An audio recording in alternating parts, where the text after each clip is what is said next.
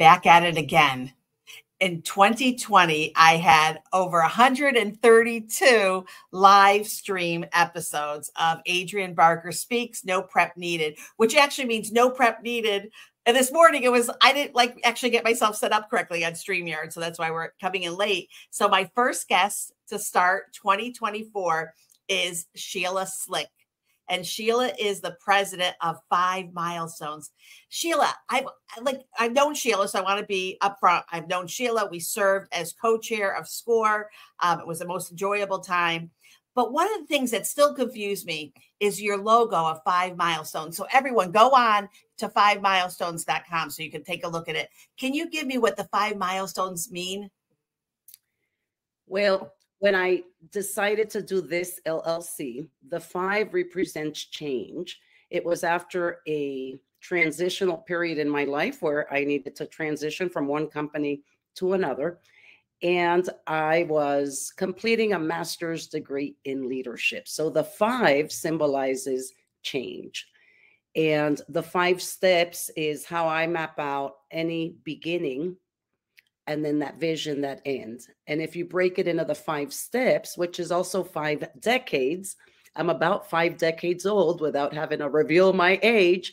So that number 5 really represents my purpose, not necessarily aimed at, a framework of 5 steps, but I do break things down in 5. So in this case, I would start with the beginning, 3 steps, and get you to your goal.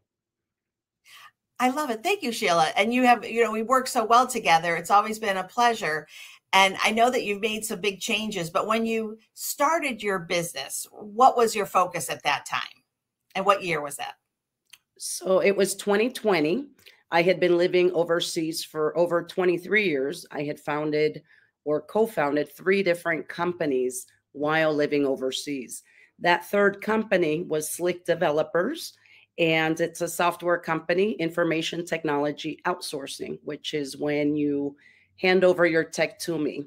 So we were developing mobile applications for both Apple and Android. Because the mobile application is such a customized platform and it required, code, like getting a blank piece of paper, they're very pricey. And so you had a lot of people that wanted to work with me that just needed help with their digital presence. So we started offering website design and development. So that company carried over in 2018 when I returned to Florida. And because the company, while living overseas, was Slick Developers, I chose, it made it hard to sell, Adrienne, because my name and my family name was there. So you can sell off the clients, but I didn't want to sell the name. So when I came here, I made sure I didn't call it Slick anything, even though people hear my last name and they're like, you just got to add Slick to it. So I chose to go a different route and leave it general enough so that once I completed the program, I could, go from technology to consulting, business, or perhaps move on to leadership.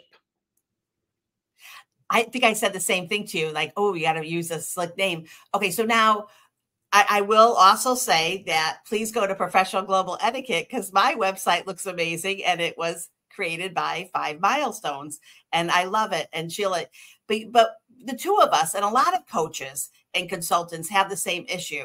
You have your website with your business and then you kind of have your name with the speaker. How do you define, like how best to really kind of create the 2 sides of a business? So it's really the brand and then actually the person behind it. Could you explain like your thoughts when you were doing your own SheilaSlick.com and FiveMilestones.com? I'll tell you my own, but I'm not the branding expert. And we could bring on a 3rd guest that could help us with this dilemma. Why did I start separating them? I understand that people buy from people. That's clear. There is no question about it. So you do need a face to a brand. But then you're in the dilemma. Well, if I once again, form it and brand it as Sheila Slick, how can I scale and sell it? And that's the stage of life I'm in. I'm looking to scale and then exit a business, in 10 years, 15 years, but I still want to keep my name. So in my own mind, SheilaSlick.com is more about me, my speaking opportunities, such as this one. And that's where I want to take that. I also want to do a book. I'm going to write the book as Sheila Slick, not Five Milestones. So I want that to be my personal space, where Five Milestones is the company that is still helping others have the proper systems in place to be able to grow and scale their businesses. So Sheila, I noticed on your SheilaSlick.com that you have a podcast. Again, I knew about the podcast when I came back on a 2-day cruise. I went away on a 2-night cruise, and I came back, and Sheila not only had the whole podcast created, but you automated it. And the automation part is so interesting. So can you share with us how you did in 2 days, created a podcast and everything you needed? I'd love to have everyone hear the miracle. Well, so last year in 2023, now as a business consultant, as a mentor for SCORE, you and I both know how important it is to have a business plan. I have made it a point to revise my business plan every year. And it kind of coincides with my birthday rather than towards the end of the year. And when I started seeing what I had automated last year, and I just did a little bit of math to see how much time I had saved from automating that specific task, I realized that where I had not fulfilled my 2023 goal within the business plan was to have a CRM. And that took me in a new loop because I wanted to now leverage automation. I needed CRM, and I didn't have a CRM because I wasn't looking to build an empire. I'm a boutique, a very custom service. But I was really wrong.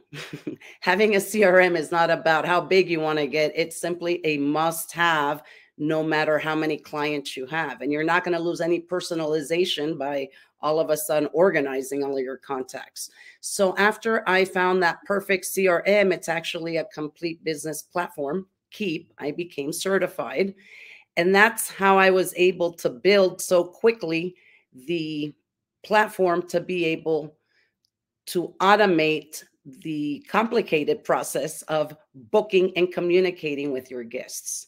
I then had you help me find those guests. And so by having put, the proper process with the proper system in place, it's been a success. So thank you.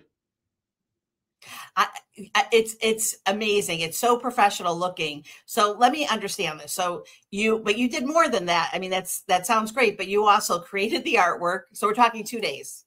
So you created the artwork, created the logo, created the cover art, did your intro, did your music. Okay. Then you had to edit all of that together. Then and then you were excited. Tell me. So you put a request in a couple of the podcast groups, need a speaker. What happened after you put in a request? Well, before I tell you what happened, you're forgetting who you're speaking to, Adrienne. I have mastered hackathons. I have received global honorable mentions twice from NASA for being able to go from start to finish in a weekend, whether it be doing a mobile application, I Spotted, which was to track the ISS and share it on social media. And the second time it was Mission Moon. I also did hackathons to teach people how to go from concept to launch in a weekend.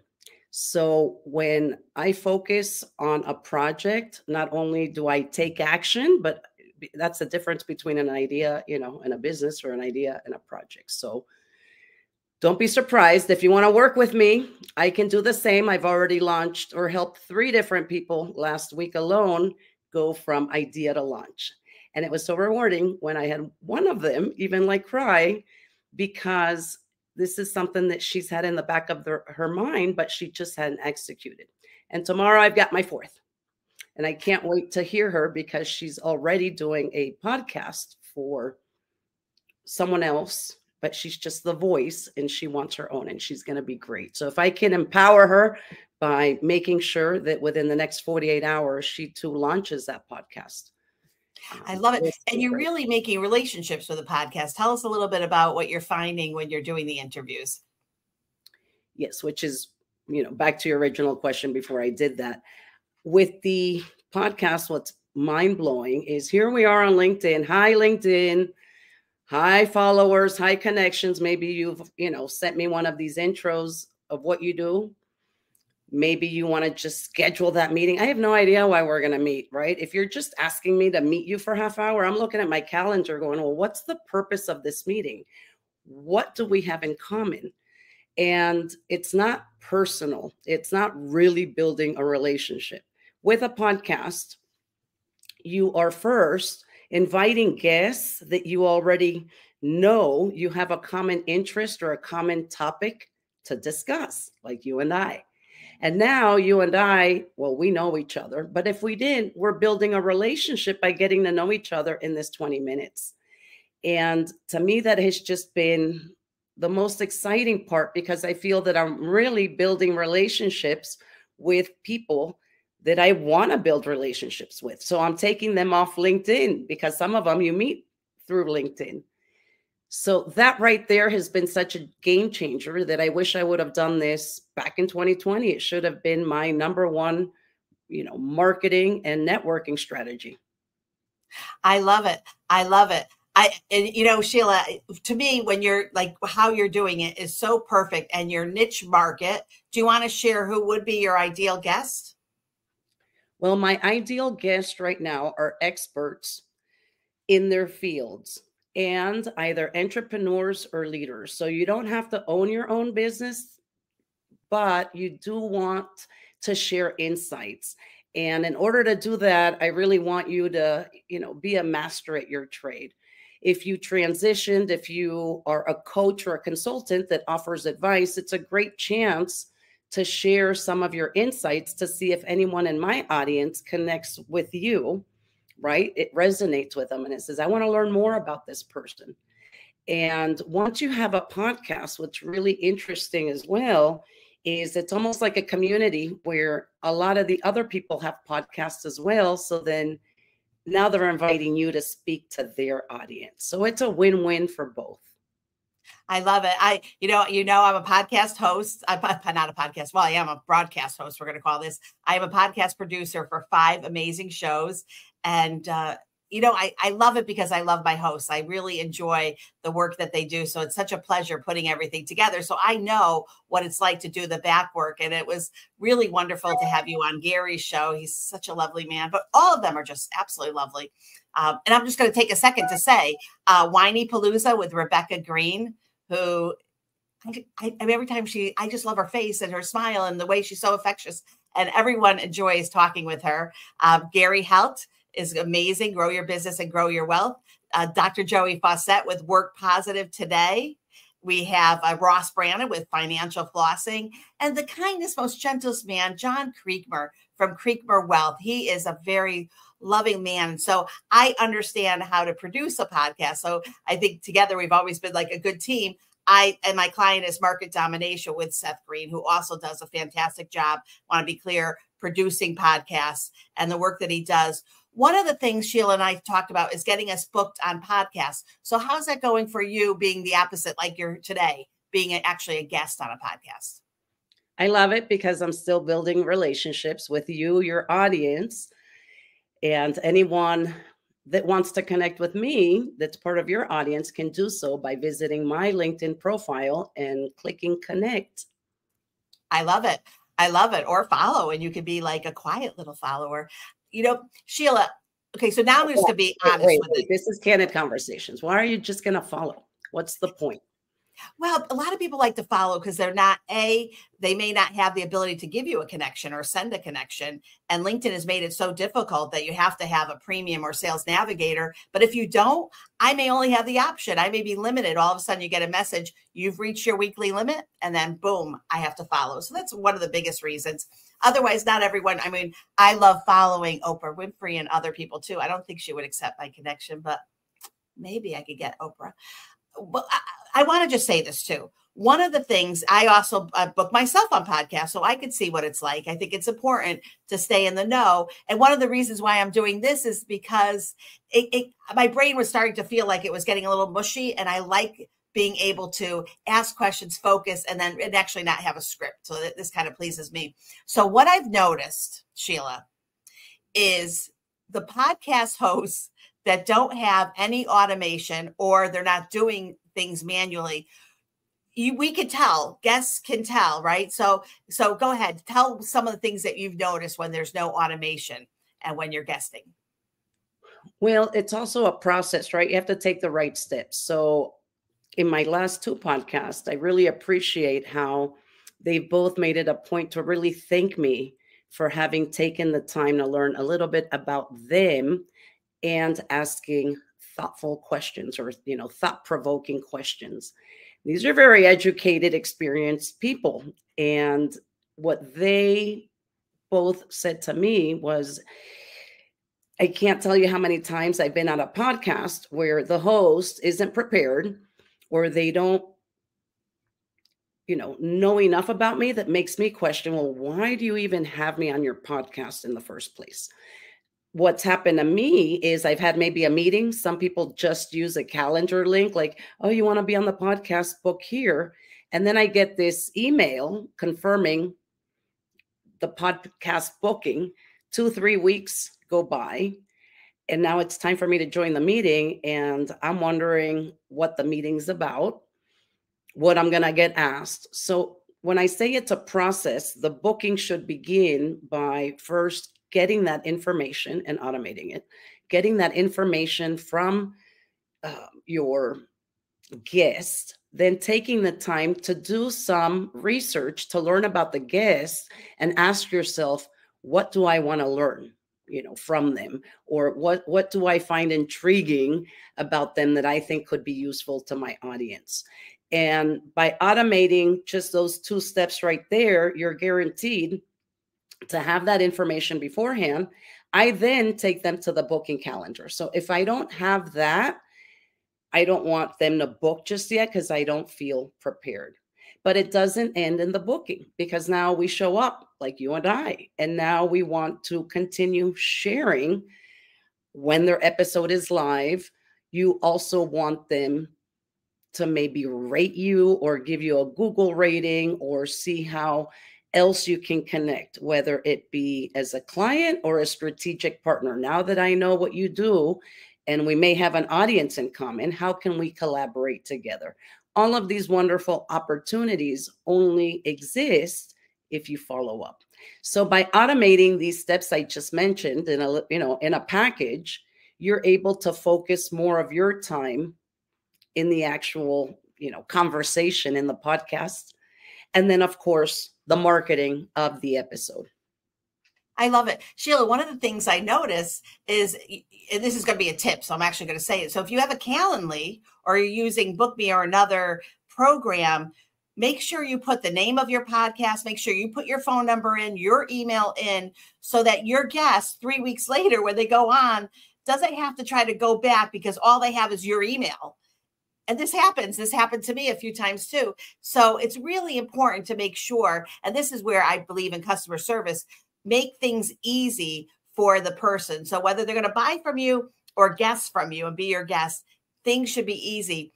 Have you ever had it where you get bookings and there's no information? Or how about the time I got 3 times the person put themselves on my calendar and I had no idea?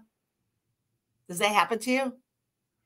Well, I switched over to Keep, Adrienne, and I know you use Keep too now, but my process even goes a little bit further than that. I actually use Keep for my calendar. So I was able to get rid of Calendly and save some money there. So I also have a pipeline set up, a visual pipeline in Keep. And so I've automated we're going to go into all the automations I've got in there. I've automated that anytime anyone just requested to be a guest, they're tagged. Anytime they're actually scheduled, they've been tagged. And anytime they've been published, meaning the whole episode is complete, they've been tagged. And so by tagging them in specific ways, I am then able to group them.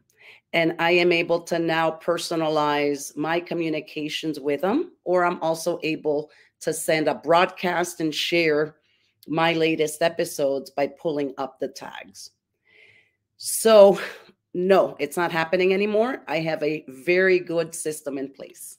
I love it. I need you to help me with mine. I have, let's see, I have my workshop, booking, speaker, my booking service, promotional products, consulting service. So I find Keep is simple enough for me to use. So I need to like go back and ask you. So it's nice to have you be able to kind of help me, but it also really has made a change. And I want to share the story of the woman that I was talking to a couple of weeks ago.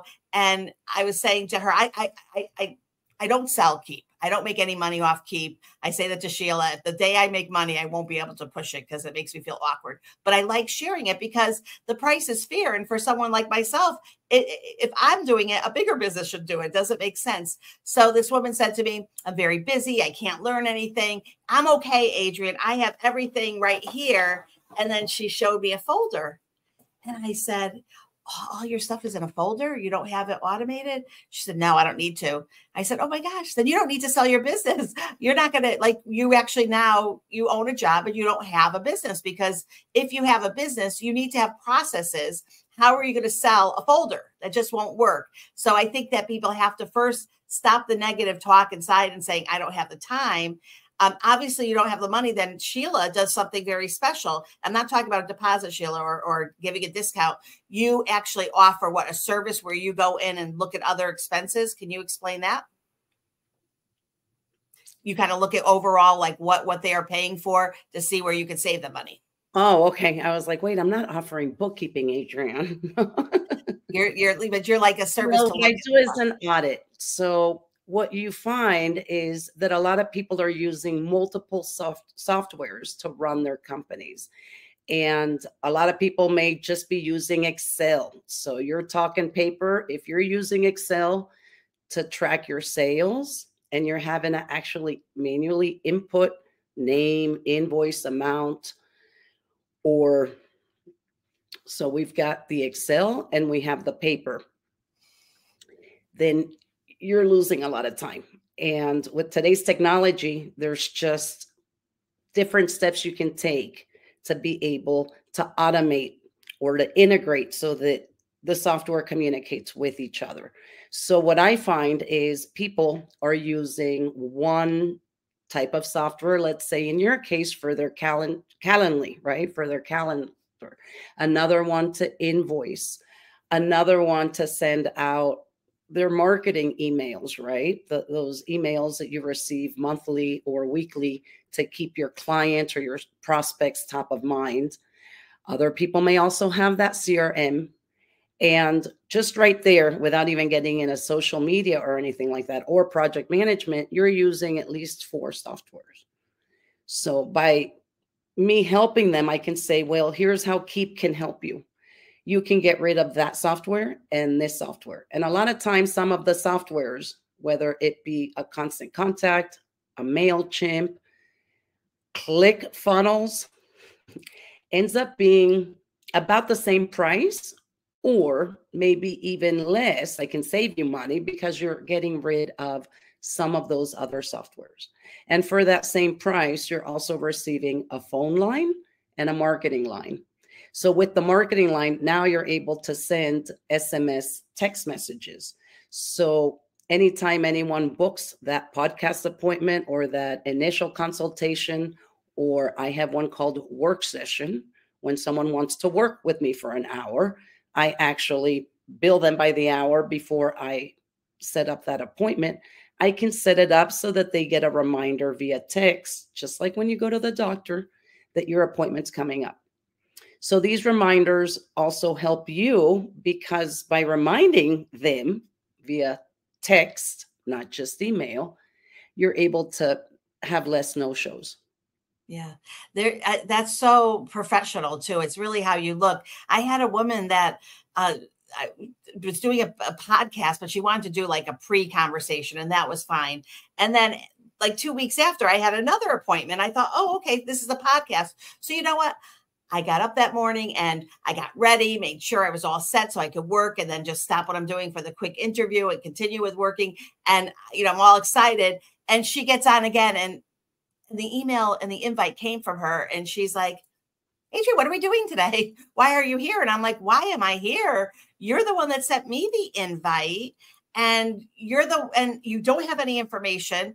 Oh, I'm sorry, but no, we're not doing the interview. And like she gets off and I'm thinking, okay, oh, she go, I don't even know. But if it was scheduled on my calendar, I'm pretty sure that it's on her calendar. So why should it wake up that morning? As a host, you should wake up in the morning, look at what you have for the day, and however you need to remind yourself that you have a podcast. And if you find it's a mistake, then cancel it. Don't do what she did to me, because I am not happy with that. That didn't please me. I don't want anyone to be wasting my time either. All right. So before we end it, because this was such a great conversation, I have to ask you the big debate question. Okay. Uh-oh. So granted, right now we are both. Wait, hold on. Hey, how are you? I say, oh, really? Okay. No, I'm only kidding around. I'm not actually answering the phone, but these are the times that I won't answer the phone, as if I'm in a podcast, at a doctor's appointment, unless the doctor's busy and I sneak off a call, but it's different. But I believe, and I'm trying to figure this out, I like to answer the phone if I am available right away. And if it's a scam call, it's okay. I hang up. It's not going to stop me, because these days it could be a child, and I have 4 adult children now that are all through the United States. So I need to make sure I'm there. So do you answer the phone, deal with a scam, take the message, or talk with them? Or do you have time slots where I'm only going to answer the phone at this time? Another thing, do you answer your emails quickly, or do you just look at your emails from a certain point of hours? What side of the debate are you? Well, you had also mentioned in the podcast, they don't show up at the meetings sometimes. And I think in business, that's not just about podcasting. Whatever service you're offering, you have to show up, and you have to have those calendar invites and be reliable.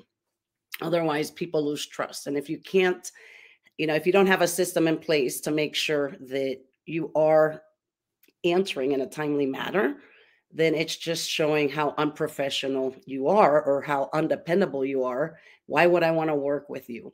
So with that in mind, moving it into the phone call, I believe in answering the phone. I also believe in having a separate business line than a personal line, so that I am able to identify when a business call comes in.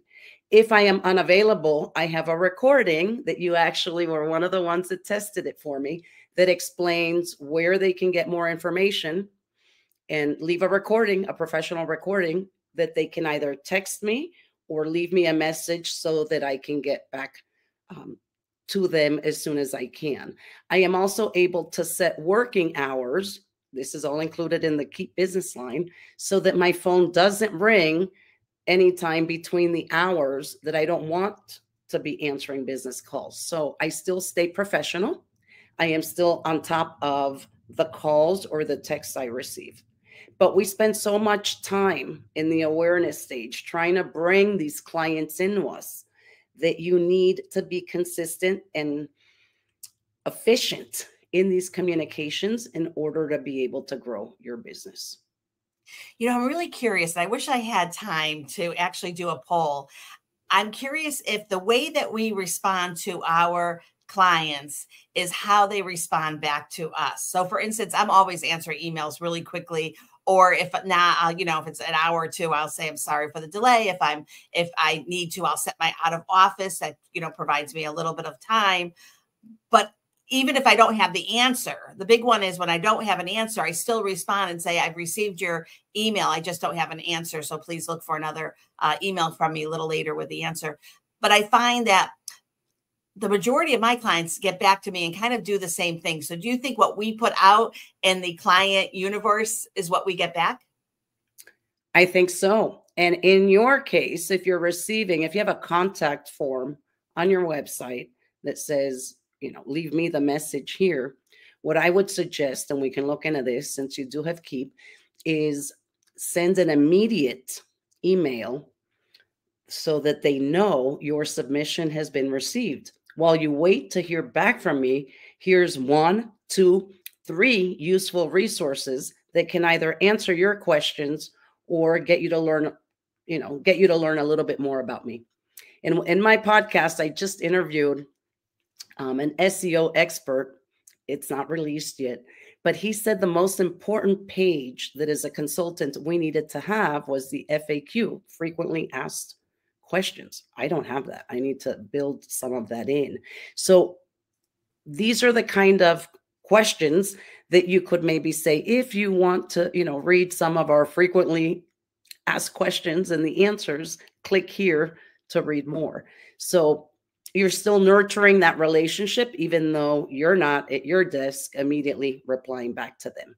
They're receiving that instant gratification of knowing that they have some information now.